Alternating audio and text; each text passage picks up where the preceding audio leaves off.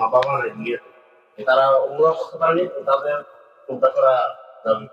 জি, আলহামদুলিল্লাহ আপনি নিজের উমরা আয় করবেন। কেমন কিভাবে করছে? আলহামদুলিল্লাহ এরপরে যখনই উমরা করবেন, বা আগে মায়ের জন্য করবেন, পরে বাবার জন্য করবেন। খুবই জরুরি এটা, বাবা মার জন্য উমরা করবেন। কেন? বাবা মার জন্য উমরা করতে তাদেরকে কিছু হারিয়ে দেয়। তারা কবরে আছে, চাচ্ছে যে আমার ছিল আমার কিছু দে।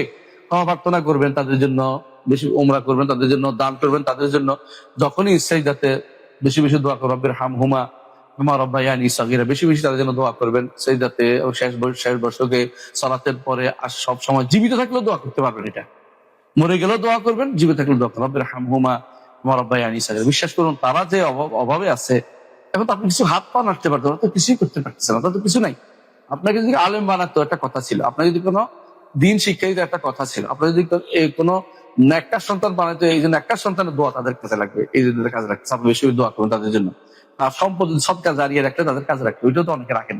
অর্থাৎ সম্পদ সবটাই আপনাকে দিয়ে গেছে, যদি ইচ্ছা করলে দান করে দিতে পারতো মাদ্রাসা, এই 3খানা দিলে তো সৎকার জারি হয়ে যেত। সেই সম্পদ তাদেরকে না দিয়া, আল্লাহ আখিরাতের ভান্ডার না দিয়ে আপনাকে দিচ্ছে, আপনি যদি তাদের জন্য না দেন, তাহলে এটা তো অন্যায় হবে। জি।